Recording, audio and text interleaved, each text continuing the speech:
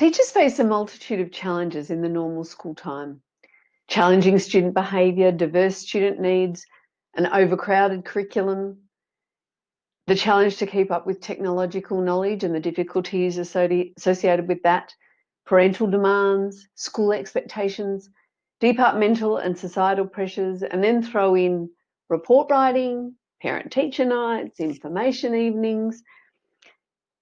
And teachers are under more pressure than ever in these days of COVID-19.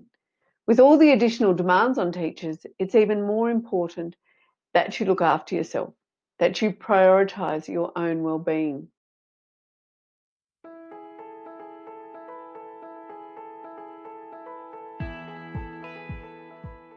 My name's Mari Amaro, and I have over 30 years' experience in teaching. I want to share what I've learned, especially in the area of teacher well-being, so that teachers can thrive in these challenging situations and continue to excite and inspire their students. If you're interested in teacher wellbeing, please subscribe to my channel so that you can receive the updates for the videos. And please write any comments or questions below and I'll address those issues.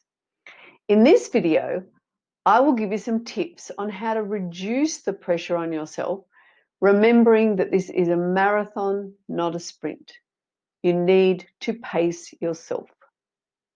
In these extraordinary times where life has changed in so many ways and life has become much more uncertain, many teachers are being asked to completely change the way they deliver content to their students. Teachers are now, perhaps for the very first time, having to navigate digital learning and how to manage that for their students. They're being challenged to put themselves on camera where they may not feel comfortable or confident. They're being asked to teach classes using technology with which they are unfamiliar. And they're being asked to plan, deliver, and assess lessons and students in totally new ways. Let's look at the locus of control and what you believe. When you believe that situations just happen to you, that life just happens to you, and that you have very little control, it can lead to feelings of powerlessness and lack of importance. However, when you believe that you have control over your situation, you're more likely to feel empowered, confident, and like you have a say, and that what you think matters. Most people sit on a continuum of control, and where they sit determines their attitude. During this time, it's even more important to look at what you can control so that you can manage your expectations. Because what often contributes to feelings of overwhelm and stress are feelings of powerlessness and lack of control. But just as in when things are operating in a normal way, you can control how you respond to the challenges around you. In the regular classroom, there are challenges and decisions made by governments, directorates, and principals that you may not agree with and wish could be different. While the situation at present is very challenging, your response will determine your own well-being and your ability to cope in this very difficult time. Here are some tips that I'd like to give to teachers out there to reduce the pressure and take it easy on yourself. Slow down. Even though it feels as though there is such a sense of urgency around adopting online learning and being competent in delivering learning in this way, you can take your time. It makes sense that everything feels urgent because governments are having to take action they've never done before, and schools are trying to cater to student needs in a completely different environment.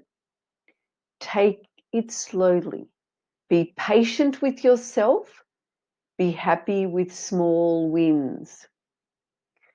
You don't have to know everything. It's okay for you to not know how to use some of the online tools you've been learning. And it's also okay to think that you do know and then mess it up when you go to use it with your class. This is a new space for teachers because we like to know what we're doing before we do it. But there are so many things that can go wrong with technology and you may not know how to fix it. That's okay. Let it be okay. And then give it another go next time. Be kind to yourself and others. Go easy on yourself and recognize that the stress of COVID-19 is impacting on you no matter how well you think you are doing. I've found myself more tired than usual, and in a funny way, needing more time alone to process what's going on. Being kind to ourselves will mean that we're kind to others, and that's what we all need at the moment. Start small. When you're working with your classes, you may be tempted to use everything you've learned in one lesson, to use all your tricks at once, using breakout rooms, collaborative learning, Screencastify, but that will only overload you, making it more difficult to be effective. As with any new learning, it's best to adopt one new strategy at a time and get that down pat before you add another strategy. Adapting in this way ensures that you don't get overwhelmed by trying to do too much at once. And the other danger is that if you try too many things at once and it doesn't work, that you give up completely and feel defeated. Give yourself a break, as in don't think about teaching and your students all the time. Do other things. Be distracted by Netflix or music or talking to family and friends. Make sure that you're having at least one entire day a week where you don't do any schoolwork at all. Not looking online for resources, not talking about school or students, not practicing your online skills for the classroom. Nothing. Accept that you don't know a lot of things and that we are in times of uncertainty.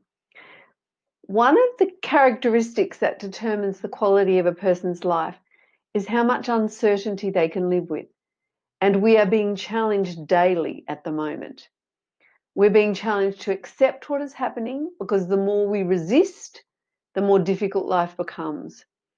While there are definitely times when we need to rail against what's happening in society and the world, it's an important distinction to look at what we can influence and what we cannot, and direct our energies to where we can make a difference.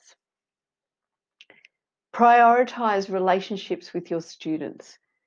As teachers, we know that relationships are at the heart of what we do. And while we may feel that that's more difficult now, it's even more important to prioritize relationships and connection with your students. One of the most important gifts you can give your students is a positive relationship, because this is what will keep them connected to school and their learning in a tricky time. The impact of a relationship with their teacher will keep kids hooked in when they may feel quite disconnected from school. Just as in the normal classroom, teacher wellbeing is paramount if students are to achieve academic success. Teacher wellbeing and teacher stress are strongly linked to student wellbeing and consequently to student achievement. The teacher who succumbs to stress is less effective because they're less able to manage the varied demands of teaching, and particularly the additional demands that we have now. Remember, stress is not what happens to us, it's our response to what happens. And our response is something that we can choose, even though sometimes it feels like we can't. Thank you for watching my video. Please look after your well-being and happy teaching.